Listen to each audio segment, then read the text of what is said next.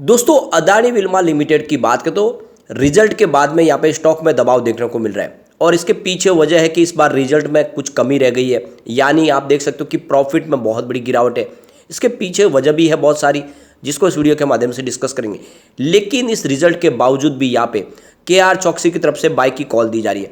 उनका कहना है कि आपको इस समय अदानी विल्मा लिमिटेड में खरीदारी करनी चाहिए और इसके पीछे रीजन भी बताए गए। सबसे बड़ी बात है कि Adani Wilma limited edible oil में इंडिया की नंबर 1 कंपनी है।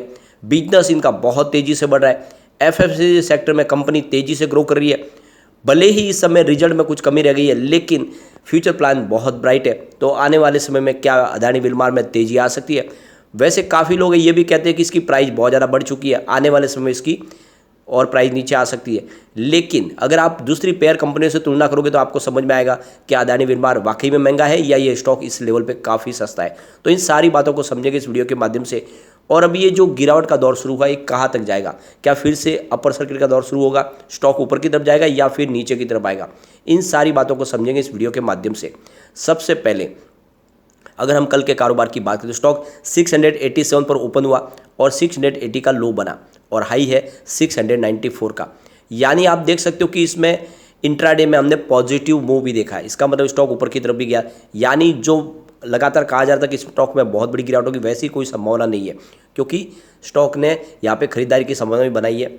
682 पर क्लोजिंग रेंज, जहाँ पे 0.26% की मामूली सी गिरावट देखने को मिली है। काफ़ी लोग हैं जो इस लेवल पर खरीदारी करना पसंद कर रहे हैं। पिछले एक साल की बात करें तो जब से IPO इसके बाद में देखें, एक साल में इसने 154% का शानदार पॉजिटिव रिटर्न दिया अभी भी।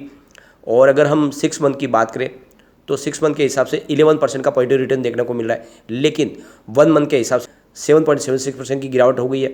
लेकिन अगर हम 5 दिन के हिसाब से देखें तो फिलहाल 1.23% की तेजी देखने को मिल रही है। तो ओवरऑल इसका प्रदर्शन काफ़ी अच्छा है। अब यहाँ पे कंपनी की तरफ एक्सचेंज को एक बड़ी जानकारी दी गई है। कंपनी आने वाले बुधवार यानी कल 9 तारीख को और 11 तारीख को अपने इन्वेस्टर के साथ में एक मीटिंग करने जा रही है। यानी कंपनी कुछ बड़ा प्लान कर रही है। हो सकता है कंपनी अपने बिजनेस को तेज़ी से बढ़ाने के लिए कुछ नए फैसले भी ले। तो यहाँ पे आप देख सकते हो 7 नवंबर को यानी कल यहाँ पे ग्लोबल एडवाइज़र LLC अहमदाबाद में इनकी एक मीटिंग है। और उसके बाद में अगर आप देखें तो 11 नवंबर को यहाँ पे आप देख सकते हो government of Singapore investment corporation यानी GIC के साथ में उनकी एक वर्चुअल मीटिंग होगी। यानी हो सकता है कि अपने बिजनेस को लेकर कुछ फैसले ले। जैसे कि आपको पता ही होगा, अदानी ग्रुप और विल्मार सिंगापुर ग्रुप की 50-50% की पार्टनरशिप है। ऐसे में यहाँ पे सिंगापुर इन्वेस्टमेंट फंड के साथ में जो बातचीत चल रही है, इसमें कुछ नतीजे निकल के आ सकते हैं। आने वाले समय बिजनेस को और बढ़ाया जा सकता है, कुछ नई कंपनी को एक्वायर किया जा सकता है। कुल मिला के आने वाले समय में बहुत सारी पॉजिटिव बातें हो सकती है। और यहाँ पे अगर आप देखें तो KR चौकसी ने यहाँ पे बाय की कॉल दी है। उनके हिसाब से कहा जा रहा है कि इसको आपको एक्यूमुलेट करना चाहिए और उनके हिसाब से जो टारगेट प्राइस है वो 751 की है। उनका कहना है कि आने वाले समय करंट लेवल से 10% का जंप आराम से देखने को मिल सकता है। और इस रिजल्ट के बाद ये बातें कही गई है। FMCG सेक्टर में कंपनी मार्केट लीडर है। इनका मार्केट कैप अगर देखें तो 88,898 करोड़ का, जो काफ़ी बड़ा मार्केट कैप है। और कंपनी बहुत मजबूती से अपने बिजनेस में आगे बढ़ रही है। आप देख सकते हो इस बार जो रिजल्ट में कमी रही, इसके पीछे वजह ये रही कि रूरल एरिया में आपको कुछ डिमांड कम होती हुई दिखाई दी, कि प्राइस भी बड़ी थी और ऐसे में कुछ उसके नेगेटिव इफेक्ट देखने को मिल रहे। साथ में आप देखें तो जियोपॉलिटिकल टेंशन भी चल रहे। ऐसे में FMCG सेक्टर काफ़ी दबाव में था।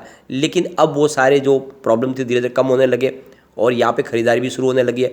मॉनसून भी इस बार अच्छा रहा है और इस बार लोगों के पास इस बार काफ़ी फसल अच्छी होने की संभावना बनी है। तो रूरल एरिया से भी अब डिमांड निकल के आएगी। ऐसे में आने वाले समय में जो Q3 होगा वो काफ़ी अच्छा रह सकता है।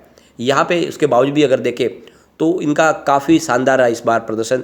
एडिबल ऑयल में देखें तो 18.50% का मार्केट शेयर है और इसमें लगातार बढ़ोतरी हो रही है। फॉर्चून आटा की बात करें तो इनका मार्केट शेयर करीब 4.9% का है, जबकि पिछले साल देखें तो 3.9% के आसपास था। तो लगातार ये अपने मार्केट शेयर में अपनी हिस्सेदारी को बढ़ा रहे।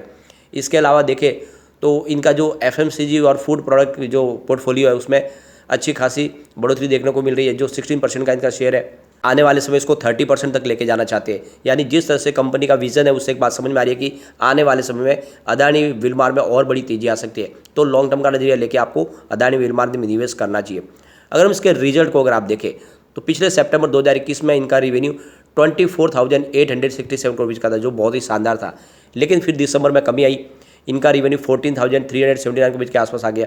और उसके बाद में मार्च क्वार्टर में ये 14,902 करोड़ रुपीज़ के आसपास गया, यानी कुछ बढ़ोतरी हुई। उसके बाद जून क्वार्टर की बात करें तो इनका रेवेन्यू 14,724 करोड़ रुपीज़ के आसपास रहा। इस बार सितंबर में ये 14,150 करोड़ रुपीज़ के आसपास रहा। तो पिछले 4 क्वार्टर से अगर आप देखें तो रेवेन्यू 14,000 के आसपास है, लेकिन उसमें थोड़ी सी कमी जरूर आई है इस बार। प्रॉफिट में बहुत बड़ी गिरावट हुई, आप देख सकते हो। सितंबर 2021 में इनको 358 करोड़ रुपीज़ का बड़ा प्रॉफिट हुआ था। दिसंबर में प्रॉफिट घट के 211 करोड़ रुपीज़ के आसपास आ गया। मार्च में फिर से प्रॉफिट बढ़ के 234 करोड़ रुपीज़ के पास गया। जून में 194 करोड़ रुपीज़ का प्रॉफिट, लेकिन इस बार मात्र 48.76 करोड़ रुपीज़ का ही प्रॉफिट हुआ है। तो प्रॉफिट कम होने की वजह से यहाँ पे दबाव देखने को मिला है। लेकिन यहाँ पे कंपनी का नेटवर्क देखे तो आपको जबरदस्त बढ़ता हुआ दिखाई देगा। सितंबर 2021 में जहाँ पे 3,651 करोड़ रुपीज़ का जो नेटवर्क था, वो सितंबर 2022 में इस बार 7,831 करोड़ रुपीज़ तक पहुँच गया है। तो दुगुना हो चुका है नेटवर्क। एक तरह से देखें तो मजबूत हो गई अंदर से कंपनी। इस बार कंपनी ने अपनी लाइबिलिटीज को भी कम किया है। आप देख सकते हो मार्च 2022 में 20,251 करोड़ रुपीज़ की जो लाइबिलिटीज़ थी, इस बार वो 19,513 करोड़ रुपीज़ के आसपास आ गई है। इसके अलावा अगर देखें तो कंपनी के नेट कैश फ्लो में भी कुछ संभावना पॉजिटिव बनी है। पिछली बार मार्च 2021 में देखें तो 289 करोड़ रुपीज़ माइनस था, वो इस बार 22 करोड़ रुपीज़ प्लस हो चुका है। तो इस तरह से देखें तो अंदर से कंपनी मजबूत हो रही है। यहाँ पे शेयर होल्डिंग पैटर्न में देखें तो प्रमोटर की होल्डिंग बहुत ज़्यादा है। 87.94% के शेयर प्रमोटर के पास है, तो कोई चिंता की बात नहीं है फिलहाल। यहाँ पे एफआई की होल्डिंग आपको बढ़ती हुई दिखाई देगी, जहाँ पे जून क्वार्टर में 1.50% की होल्डिंग थी, जो इस बार बढ़ के 1.63% हो गई है। इसके अलावा डीआई की होल्डिंग पिछली बार नहीं थी जून क्वार्टर में, इस बार 0.09% की होल्डिंग आपको डीआई की दिखाई देगी। यहाँ पे जनरल पब्लिक की बात करें तो 10.56% की होल्डिंग थी जून में, फिलहाल 10.34% हुई है। तो यहाँ पे जनरल पब्लिक की होल्डिंग आपको घटती हुई दिखाई देगी, लेकिन डीआई और एफआई की होल्डिंग आपको बढ़ती हुई दिखाई देगी। इसके अलावा अगर आप देखें तो एक आंकड़ा है जो काफ़ी उत्साहवर्धक है। इस बार एलआईसी ने भी यहाँ पे होल्डिंग ले ली है। पिछले जून क्वार्टर में यहाँ पे होल्डिंग नहीं थी, लेकिन आप देख सकते हो इस बार 0.04% की होल्डिंग एलआईसी ने ले ली है। इसका मतलब एलआईसी को भी भरोसा है इस लेवल पे, वो खरीदारी यहाँ पे कर रहे हैं। इसके अलावा अगर आप देखें तो फाइनेंशियल इंस्टीट्यूशन यानी बैंकों ने भी इस बार 0.05% की होल्डिंग ली है, जबकि पिछली बार इनकी कोई होल्डिंग नहीं थी। तो ये 2 नई होल्डिंग है जो इस बार ऐड हुई है। इससे एक बात समझ में आ रहा है कि इस लेवल पर बड़े फंड हाउस खरीदारी शुरू कर चुके हैं। कुछ बड़े म्यूचुअल फंड जो निवेश कर रहे हैं, Nippon India ETF Nifty mid cap 150 ने यहाँ पे 760 करोड़ रुपीज़ का इन्वेस्टमेंट किया है। Motilal Oswal Nifty mid cap 150 ने 620 करोड़ रुपीज़ का इन्वेस्टमेंट किया है। Nippon India Nifty mid cap 150 index fund ने यहाँ पे 466 करोड़ रुपीज़ का इन्वेस्टमेंट किया है। इसके अलावा मोतीलाल ओसवाल निफ्टी 500 फंड ने यहाँ पे 345 करोड़ रुपीज़ का बड़ा इन्वेस्टमेंट किया है। Motilal Oswal Nifty mid cap 100 ने यहाँ पे 202 करोड़ रुपीज़ का इन्वेस्टमेंट किया। तो आप ये देख सकते हो कि जम के खरीदारी यहाँ पे मोतीलाल ओसवाल की तरफ से हुई है। इससे एक बात तो समझ में आ रही है कि स्टॉक कमाल कर सकता है। अगर इसके फंडामेंटल देखें तो मार्केट कैप 88,898 करोड़ रुपीज़ का है, काफ़ी बड़ा मार्केट कैप है। करंट प्राइस 684 की है, इसका लो 221 का है और इसका हाई 878 का है। स्टॉक का पी 128 का है। बुक वैल्यू इसकी 58.50 की है और इसका ROC 20% है। ROE इसका 15.5% है। फेस वैल्यू 1 रुपीज़ की है। अब यहाँ पे इसके पेयर कंपनी से अगर आप तुलना करोगे तो इसके मार्केट कैप के हिसाब से आपको लगेगा इसकी प्राइस काफ़ी कम है। देख सकते हैं आप, फिलहाल अदानी विर्बार का सबसे इनके पेयर कंपनियों में सबसे ज़्यादा मार्केट कैप है, जिसका 88,898 करोड़ का मार्केट कैप है, जबकि इसकी प्राइस 684 के आसपास है। पतंजलि फूड की बात करें तो उसका मार्केट कैप मात्र 49,220 रुपीज़ का है और प्राइस देख सकते हो 1,359 की है। इसके बाद में गुजरात अंबुजा एक्सपोर्ट की बात करें तो प्राइस 247 का और इसका मार्केट कैप बहुत ही कम, यानी 5,668 करोड़ का ही मार्केट कैप है।